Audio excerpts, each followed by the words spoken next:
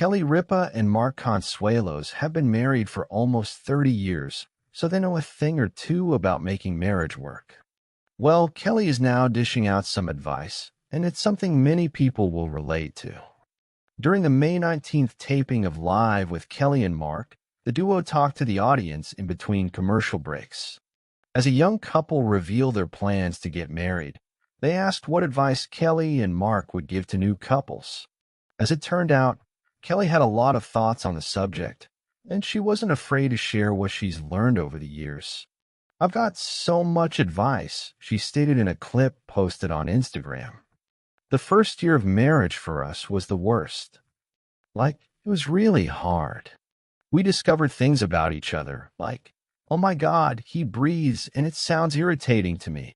So you have to just not panic because you'll settle into each other. A lot of people find the first year insurmountable, and then it sort of deteriorates." When folks saw Kelly sharing tips she's picked up from her own marriage, many took to the comments to agree with her take. "Yep, wholeheartedly agree. First year of marriage is the hardest. We've been married 41 years, so yes, we got through it." Winking face, one person wrote, "I so agree that the first year is a doozy. Gets better around year 20. Another agreed. "OMG, good advice," a different follower added. Clearly, the advice worked for Kelly and Mark, as their relationship continues to stay solid after all this time. In fact, Kelly had some sweet words from Mark after he posted an Instagram video montage in early May to celebrate their 29th wedding anniversary. "Best decision of my life," she wrote in the comments of Mark's post on May 1st. "I love you," Kelly Ripa and Mark Consuelos had, by the time they were asked for advice on stage, almost 30 years of marriage behind them, a stretch of time in which fights became footholds, mistakes became rituals of forgiveness, and small daily annoyances turned into the kind of comic anecdotes that make people in an audience laugh and then sigh with recognition. On a bright May taping of Live with Kelly and Mark, while fielding a young couple's nervous questions between commercial breaks, Kelly said something that sounded surprising to some and perfectly honest to others. The first year of marriage had been the worst for them. There's always a tendency, especially when a celebrity couple looks perfectly synced, posts anniversary reels, and finishes each other's sentences on camera, to imagine their early years as a smooth ascent. But that's not how most human stories go. This is not a mythic tragedy. It's a domestic comedy with sharp edges, and the first act involves moving boxes, mismatched toothbrushes, and a discovery that the person you love will, at some point, do something that irritates you to the bone. For them, the first breaths of the morning were the first small betrayals. He breathed loudly. She noticed. Silly thing. Yes. A symbolic thing. Also, yes. The story begins in the way many modern marriages do, with an unusual mix of exhilaration and exhaustion. There are flowers at the ceremony, laughter through the vows, and then the next day, the boxes to unpack. Kelly, with the quick compass of a comedian and a woman used to performing, wanted to make a home that felt like an extension of the life she imagined. Mark, steady and earnest, wanted a place where he could collapse after long days of work and be unnoticed. That's a clash that sounds quaint until it becomes a fight about which towels to buy and where the cereal goes. On the first night in their shared apartment, after the wedding high had faded and the first joint Netflix account had been set up, they lay awake and listen to the small domestic sounds that feel like an X-ray of intimacy, the hum of the refrigerator, the intermittent creaks of old pipes, and for Kelly, the unexpected realization that Mark breathed in a way that seemed, in the dark, to be a personal affront. It sounds like he's living in the room, she might have thought, or perhaps she said it aloud. The thing about new marriage is that the small details you once adored suddenly loom large because everything in those early months is being remeasured. You're comparing habits to habits, not to the idea of someone. She told the story later to an audience with a half-laugh, half-exasperated shrug. But in private, it was a raw admission.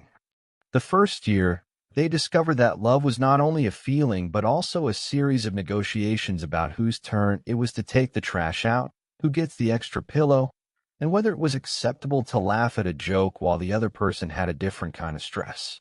The fights didn't always have a clean logic. They flared from tiny causes: a misplaced sock, the way one of them left the bathroom light on, the way voices rose, and were fueled by the greater truth that both were learning to be inside the same small world. What people forget is that the first year is also when you begin to see the scaffolding around your partner, the history, the family scripts, the childhood insistences that sit like ghosts beside the bed. Mark had grown up in one way, Kelly in another. When their parents' expectations, their friends' assumptions, and their own private insecurities arrived at the kitchen table, they sat down to a meal neither had ordered. Suddenly, a careless comment became a loaded remark. A joke about doing the dishes was heard by the other as a quiet accusation about commitment.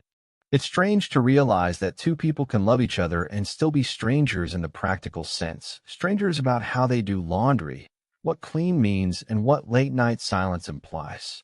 In the retelling, Kelly emphasized the need to not panic. The phrase was simple and tender. You have to remember that you will settle into each other. That idea, settling, is often used like a slur in contemporary culture, the fear that settling is a compromise of dreams.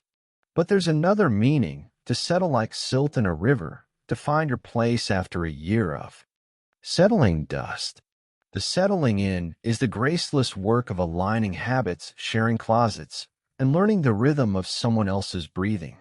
If the first year feels insurmountable, it's often because both partners are measuring the future by the intensity of the present.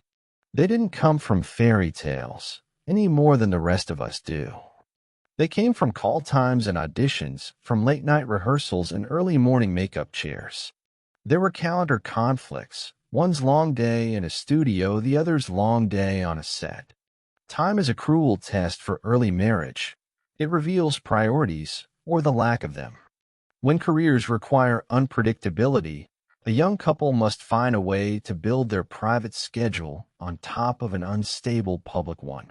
Arguments happen because schedules clashed, or because promises made in euphoric moments were hard to keep under the glare of everyday life. But there are also gestures, small, radical, human gestures, that acted like ointment. A coffee made just the way the other person likes. A text that said, "I'm thinking of you," sent from an airport bar.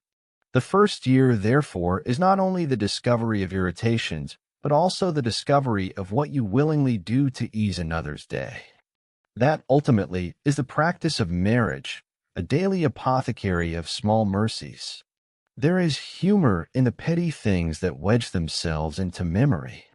Kelly has a comedian's eye for the ridiculousness of adult life. The way two toothbrushes become two stories of hygiene, the way television habits are curated like political allegiances. Mark remembers, perhaps, how Kelly would make a face at the way he folded his laundry. These moments are ridiculous and yet catalytic. When you can laugh about a ridiculous fight, it loosens the knot. When laughter is impossible, the knot tightens. But there were also nights when laughter was impossible.